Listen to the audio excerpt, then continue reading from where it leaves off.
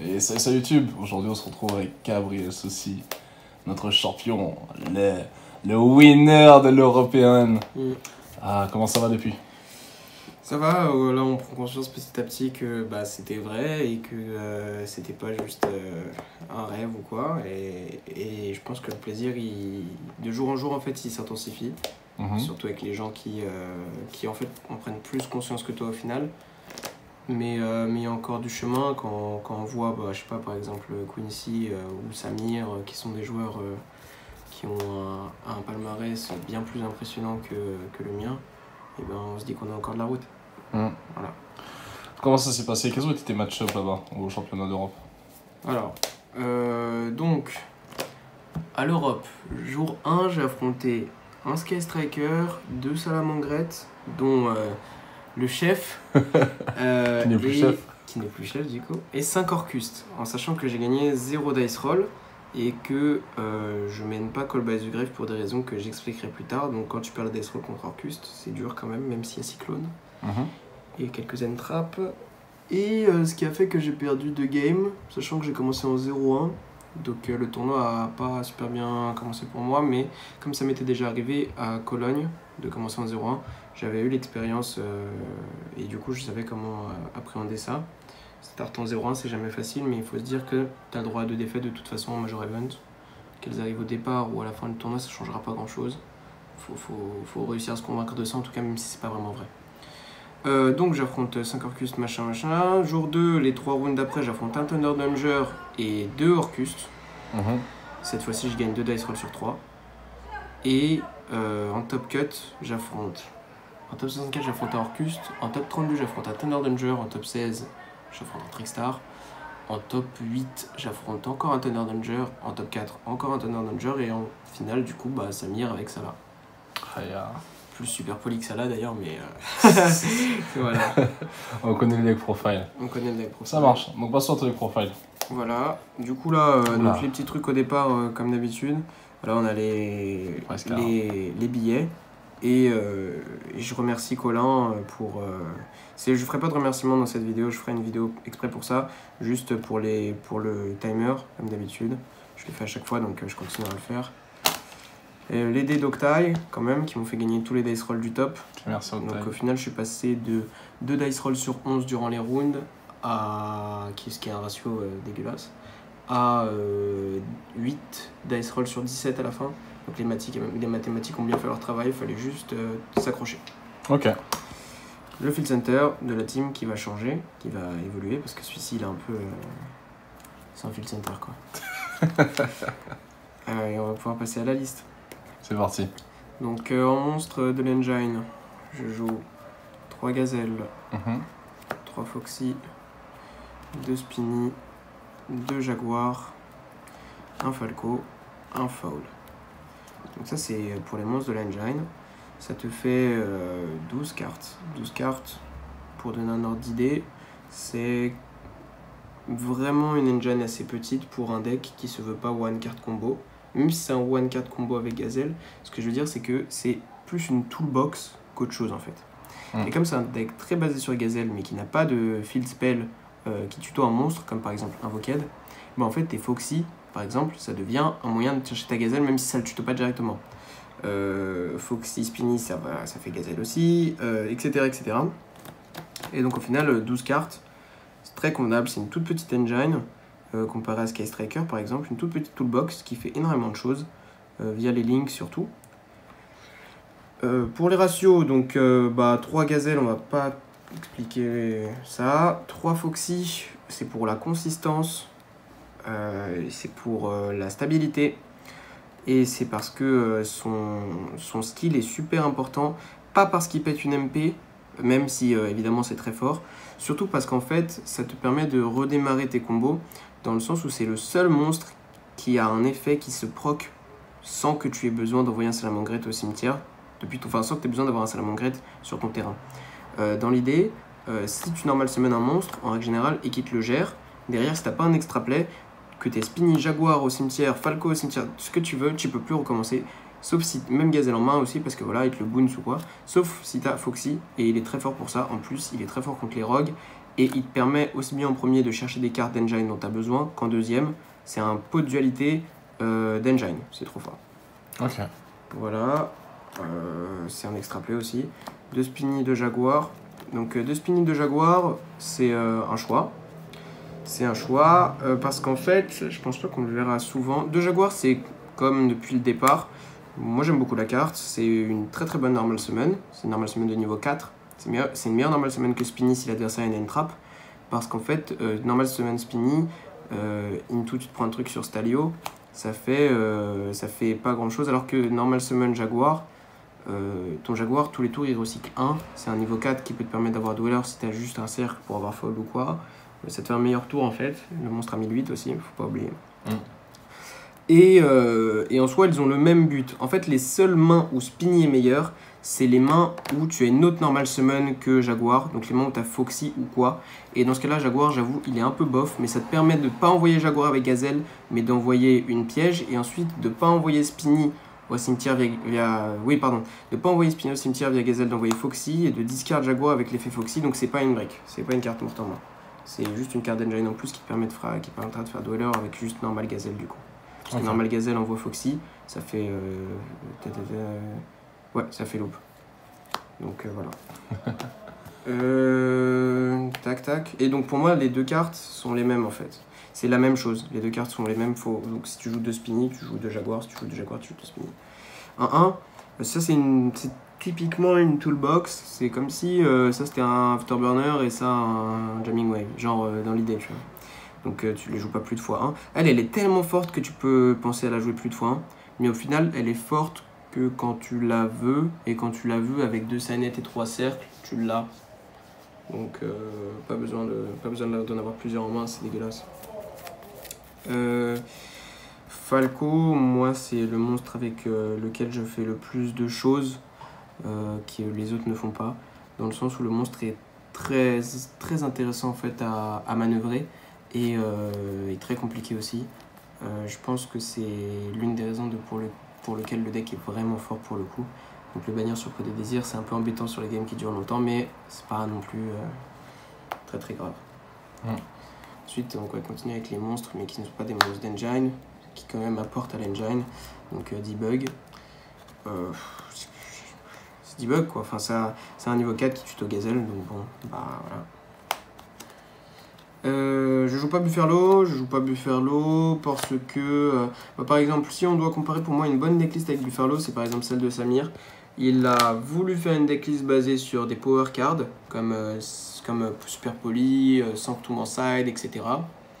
Et donc il avait besoin d'un draw power, donc il a mis Bufferlo et il l'a mis x3. Comparé à certaines personnes qui le jouent pas x3 dans des decklists pas adaptées. Moi avant je le jouais x1 parce qu'en fait je pensais que c'était une bonne carte à tuto avec Signet. Juste une toolbox que tu tuto avec Signet quand tu le veux, quand tu as trop de Salamangreat en main.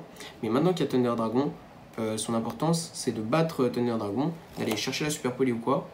Et le truc c'est que c'est soit du coup tu le joues x3, soit tu le joues x1 parce que Signet ne le tuto plus face à Thunder. Du coup, moi j'ai préféré le jouer x0 et le remplacer par un Fantasmet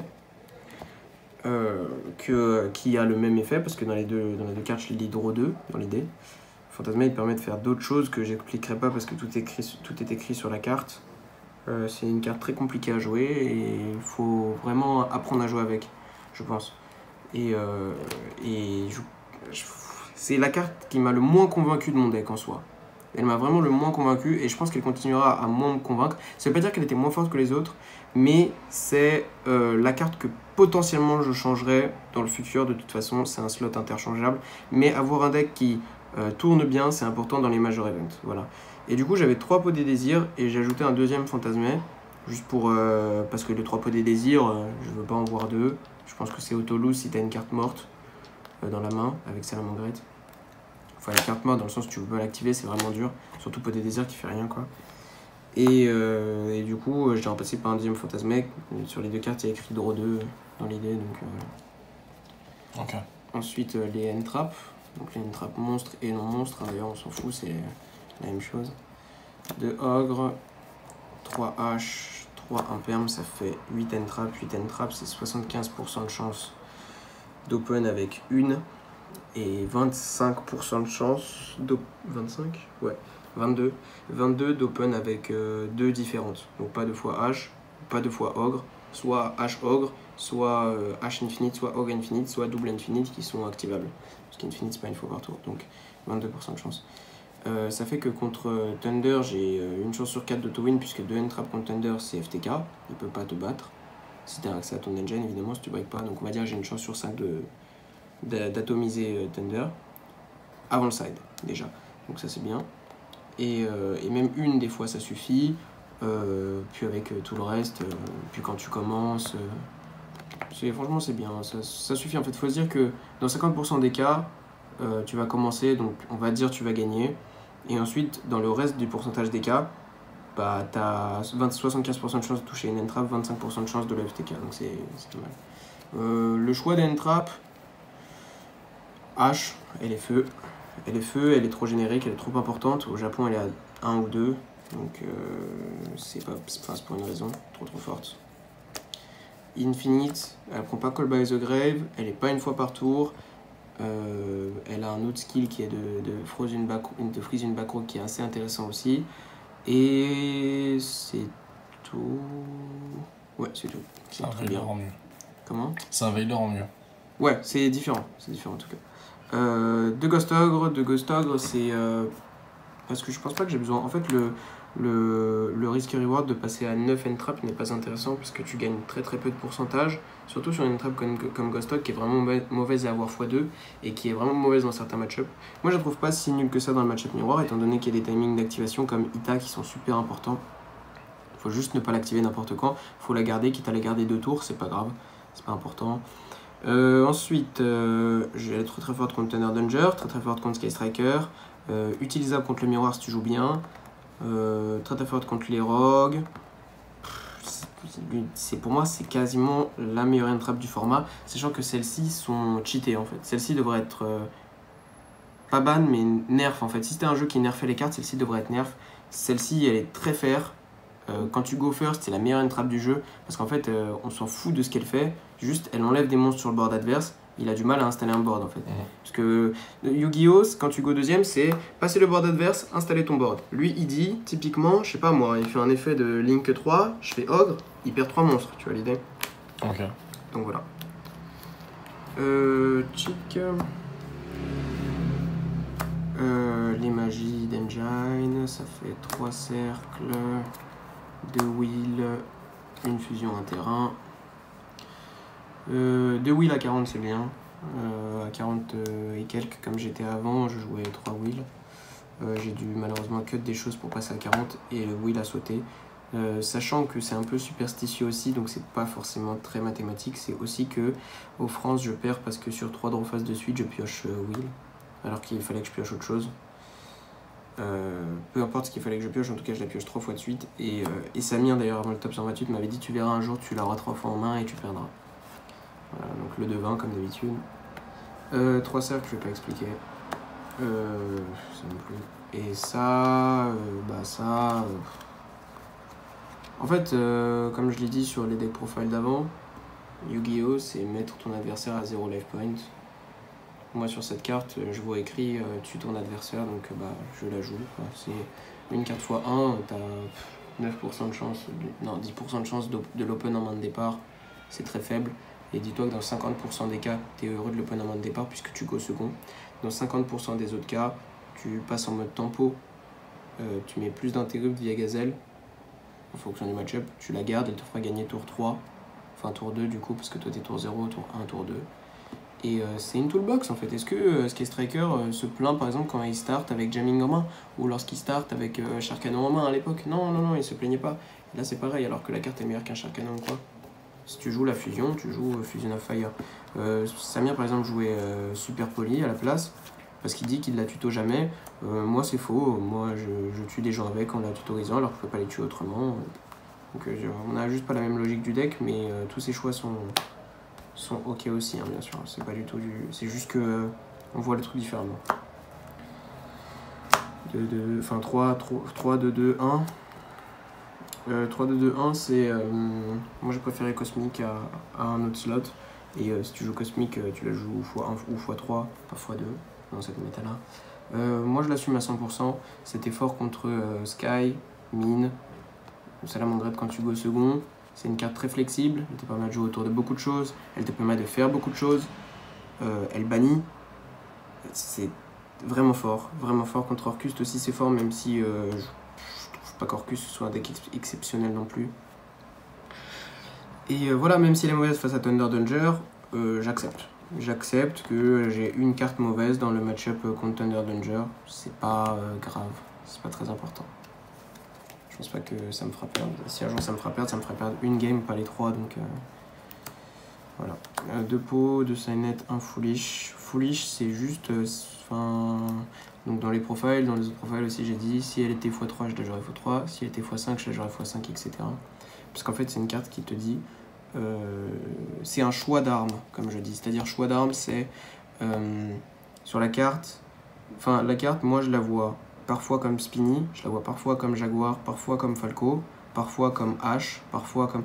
En gros, elle prend la forme que je veux, et j'aime bien les cartes qui te donnent des choix de jeu, et cette carte-là, c'est typiquement la carte qui te donne un choix de jeu, donc elle est excellente. En plus, c'est un extra play Gazelle, c'est excellent. De 2, je veux pas en piocher 2, c'est la meilleure carte du jeu, c'est Put of Grid, donc on va pas argumenter là-dessus. Signet, c'est de la consistance, je veux pas en voir 2 non plus. Elle a un cost en plus, elle est une fois par tour. Donc j'en joue que 2, sachant qu'elle est très forte, que son cost ça peut être un extra play, qu'il est pas embêtant, mais c'est juste que si t'en as 2, ça t'oblige à la cost avec. Tu prends une hache, c'est embêtant parce que ça veut dire que ce que t'as cost c'est mauvais, alors que si tu costes un bon truc et que tu prends hache, t'es pas en train de pleurer quoi. T'es limite content qu'il ait utilisé sa hache si derrière t'as un play. 1-1. 1-1 parce que ce sont des options de jeu, ce ne sont pas des... dans mon deck à moi, ce sont des options de jeu, ce ne sont pas des winning conditions. Je ne nécessite pas de les open pour gagner, que ce soit en premier ou en second. Je veux juste les avoir dans mon deck, tout comme Fusion of Fire, tout comme... un peu moins comme Will, parce que Will est x2, c'est pour une raison, c'est parce que l'open, ça augmente énormément ton win rate. Ces cartes-là, non, parce que typiquement, moi, si je suis en match-up miroir, ce sont ces cartes-là qui, une fois posées, me font les moins peur parce que je sais comment jouer autour. Alors qu'un cyclone, c'est très compliqué. Une infinite, c'est pas très compliqué, mais c'est plus compliqué que ces 2 cartes-là qui je dirais pas comment, mais tu peux facilement jouer autour et ne jamais te les prendre. Donc après, à vous de trouver comment, mais voilà. C'était pour le main deck, 40 cartes, 2 pots des désirs, 2 fantasmés, donc un main deck où tu touches tes x3 très souvent. Ok. Ah d'ailleurs, je sais pas si vous avez remarqué, c'est quelque chose d'intéressant que j'ai vu. Imaginons qu'on enlève l'engine. Donc l'engine, c'est ça, ça, ça, ça. Et ensuite tout ce qui se situe ici. On va voir que Konami fait bien son travail, puisque toutes les cartes que je vais vous montrer là, qui sont les cartes que j'ai choisies de mon main deck, existent en secret rare. Et c'est rigolo, mais en gros, ce que ça veut dire, c'est que basiquement, Konami, ce qu'ils disent, c'est on veut mettre les cartes les plus fortes en secret rare parce que vu qu'elles sont plus rares à ouvrir, les gens dépensent plus d'argent, etc. etc., etc. Et ben, ils le font bien. Et ce que ça prouve, et c'est ça où le raisonnement t'emmène, c'est qu'en fait, Konami sait ce qu'ils font. Konami, quand ils créent une carte, ils savent qu'ils créent une carte forte. Ils savent qu'elle est forte dans la méta. Ils savent que voilà, ça va gagner des events comme l'Europe, etc. Fantasmé, le premier printing, il est en secret. H, pareil. Infinite, pareil. Ogre, je crois que c'était en secret la première fois, oui. Foolish, non, mais parce que c'est une carte qui existe depuis la nuit des temps et elle existe en secret. Cyclone, pareil. Desire, Signet. C'est voilà. C'est quand on y pense vraiment, c'est intéressant. Ok. Donc les secrets, définitivement les meilleures cartes du jeu.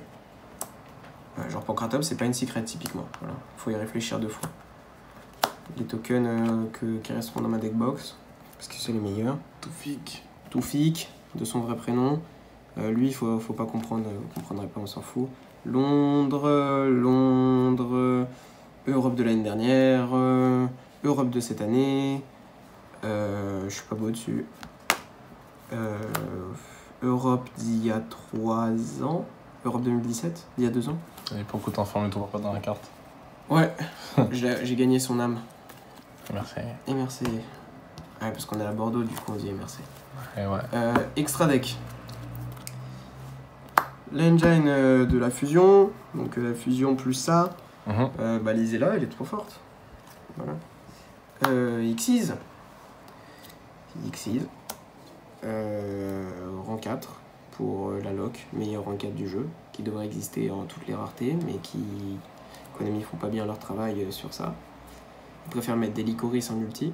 J'avoue. Banings. Sunlight. Hitleo. Ita. Phoenix. Updates. Transcode. Ça, pour moi, il y a... Ah si, ça, il y a une anecdote, donc je vais le garder et expliquer un peu. Ça... Du coup, je vais débattre le 3ème Banings parce que Samir l'a fait. Je joue le 3ème Banings parce que au grind game, il est important. C'est un starter, mais ce qu'a dit Samir dans sa deck profile, qui dit, il faut l'écouter, sa deck profile est très intéressante. Il dit que souvent le 3ème il sert à comment ça s'appelle, rattraper un misplay. Parce qu'en gros, tu fais proc ton Sunnet grâce au 3ème, alors que tu pouvais le faire proc autrement. C'est vrai, c'est vraiment vrai. Ça m'est déjà arrivé, ça arrive aux gens en feature, c'est la vérité vraie. Par contre, ça te permet aussi, parfois, de remettre autre chose avec Jaguar. Et ça, c'est super important. Donc moi, j'en joue 3. De toute façon, j'ai la place, je suis pas assez après. Dweller, parce que c'est une anecdote, et après les autres. Dweller, dans mes rounds, donc dans mes 11 rounds, j'ai commencé 2 fois, parce que j'ai gagné 2 dice roll. Je l'ai fait qu'une seule fois en 11 rounds à la game 1. Une seule fois. Donc, tu peux gagner sans faire Dweller. Le deck, c'est pas un turbo Dweller, enfin, contrairement à ce que certains disent. C'est faux. Le deck, il est très très fort, même sans Dweller. Si Dweller n'existerait pas, le deck serait très très fort. Tu mettrais juste un autre X64.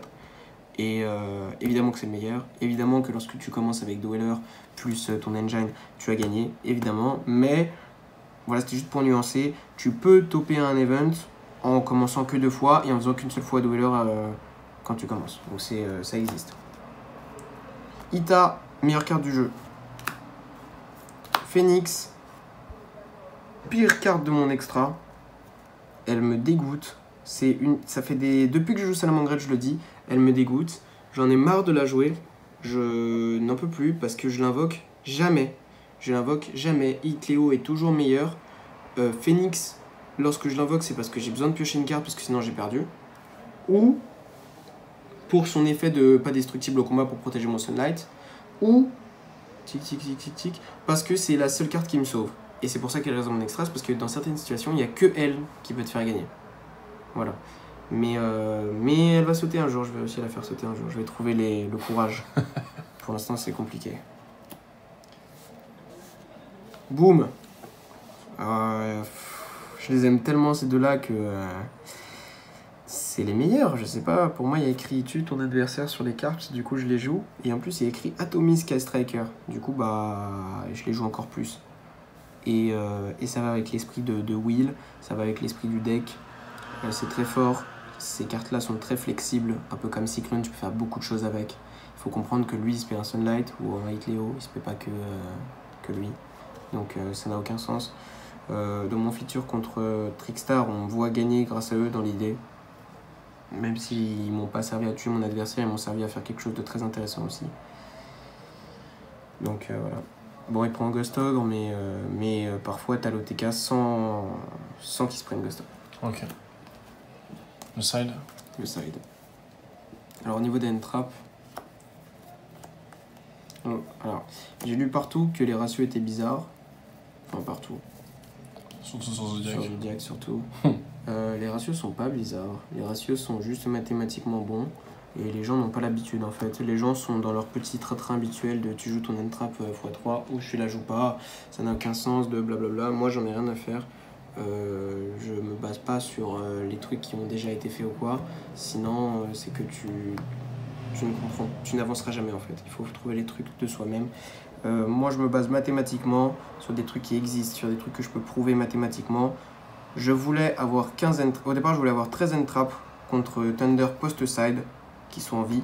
Donc, ça, je rentrais ça. Plus de ces 3 Zentrap, 2 Super Poly qui font Instant Tweet et 2 Fantasmés. C'est ça que je voulais.